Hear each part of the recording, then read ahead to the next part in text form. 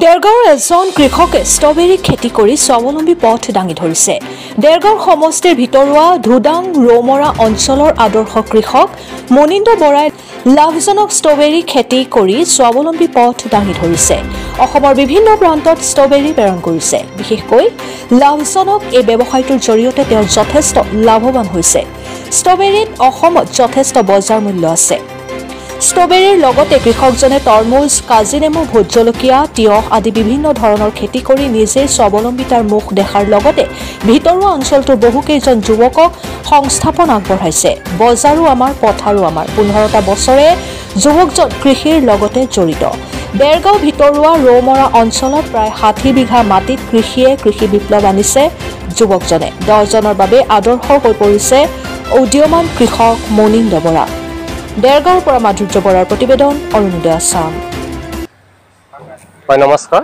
মই শ্ৰী মনীন্দ্ৰ বৰা। মই গোলাঘাট জিলাৰ দক্ষিণ আহতগুৰি গাঁও পঞ্চায়তৰ ধুদাং অঞ্চলৰ ৰুমৰা গাঁৱৰ বাসিন্দা হয়।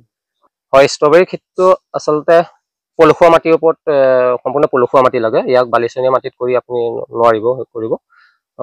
ইয়াৰ খেতিৰ ওপৰত ক'বলৈ যাওঁতে কি হয়, অলপমান খৰচ কৰিবলগীয়া হয়, অলপমান কষ্টলি খেতি হয়। এইটো আচলতে আপুনি ধৰি লওক ইয়াত দেখিছে আমি সম্পূৰ্ণ পলি হাউচ ফিট কৰি কৰিবলগীয়া আছে। ইয়াত বিশেষতঃ পানী পৰিলে সম্পূৰ্ণ ডেমেজ হৈ যায় ফলখিনি। তেনেকুৱা হয়। সেইটো কাৰণে বহুতকৈ কষ্ট হয়। ধৰি লওক মালচিং ব্যৱহাৰ কৰিবলগীয়া হ'ল। এই বস্তুটো ষ্ট্ৰবেৰীটো যদি আপুনি মাটিত কেনেবাকৈ অকণমান লাগি যায়, সেইখিনিতো ডেমেজ হৈ গুচি যাব। ইয়াক তাপমাত্ৰাটো আমি যিটো জলবায়ু অলপমান সাৱধান হ'ব লাগিব। বজাৰখনো মই ভালেই পাইছোঁ। আচলতে ইয়াত এই অঞ্চলততো মই ষ্ট্ৰবেৰী ফাৰ্ম কৰি আছোঁ। ইয়াৰ সম্পূৰ্ণ চাহিদাও ভাল। বা মই যোৰহাট বেছিকৈ ওলোৱা সময়ত আমি গুৱাহাটীও হওক, শিৱসাগৰো হওক, এনেদৰে মই বজাৰখন সম্পূৰ্ণ ভালেই পাইছোঁ। আচলতে কৰিবলৈ যাওঁতে বজাৰখন ল'বলৈ যাওঁতে অলপমান সৰহীয়া কৰিব পাৰিব লাগিব। ধৰি লওক মই যদি 4 কিলো 3 কিলো যদি ওলাই কোনোবা পৰীক্ষামূলক হিচাপে কৰিলে, সেইখিনি কাৰণতে মই বজাৰ ধৰিব নোৱাৰিম।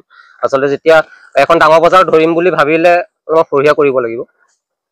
বজাৰ মূল্য মই এইটো হ'লচেলত কৰোঁ। আচলতে মই নিৰ্দিষ্ট ডাঙৰ ব্যৱসায়ীৰ লগত মই কণ্টেক্ট কৰি তাত মই হ'লচেল কৰোঁ। মই 360 বা 400ৰ ভিতৰত মই পাৰ কিলো দিওঁ।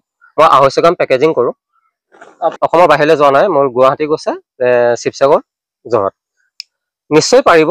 আচলতে স্বাৱলম্বীটো মানুহে নিৰ্বাচন কৰি ল'লে কিবা এটা লক্ষ্যত উপনীত হ'বলৈ যাওঁতে নিজৰ একাগ্ৰতা লাগিব। ধৰি লওক যি কামেই হওক, স্বাৱলম্বিতা ল'ম বুলি ভাবিলে আপোনাৰ সম্পূৰ্ণ একাগ্ৰতা হ'ব লাগিব।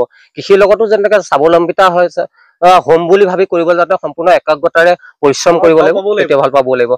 মই আজি খেতি দিশটো কৰিছোঁ, ইয়াত স্বাৱলম্বিতা হ'বলৈ মই সেই খেতিটোক মই ভাল পাব লাগিব। মই 2012 চনৰ পৰাই মই খেতিৰ লগত জড়িত হৈ গৈছোঁ। মই সময়ৰ লগত খাপ খুৱাই ৰবি শস্যৰ প্ৰতিটো বিধৰ লগতেই মই জড়িত বুলি ক'ব লাগিব। তৰমুজ খেতিটো মই 2 বছৰহে আৰম্ভ হৈছে। মই যোৱা বছৰ কৰিছোঁ আৰু এই বছৰ কৰিছোঁ। তৰমুজ খেতিটো একদম কম পৰিশ্ৰমত কৰিম বুলি ভাবিলে তৰমুজ খেতি কৰিব পাৰে। বহুত কম পৰিশ্ৰম আৰু কম খৰচ। কাজি নেমুটো আপুনিতো গম পাইছে যে যোৱা বছৰ আমাৰ জাতীয় ফল হিচাপে তাৰ পৰিগণিত স্বীকৃতি পাইছে। কাজি নেমুৰটো আচলতে এনেকুৱা খেতি নহয় যে আমি 6 মাহ কৰি পেলাই সেই খেতিটো উঠি যাব।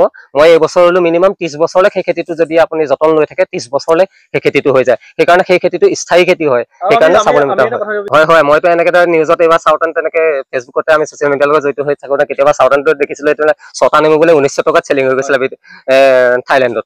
মন যায় নে বাহিৰলৈ? তেনেকুৱা সুবিধা পালেতো পঠিয়ামেই।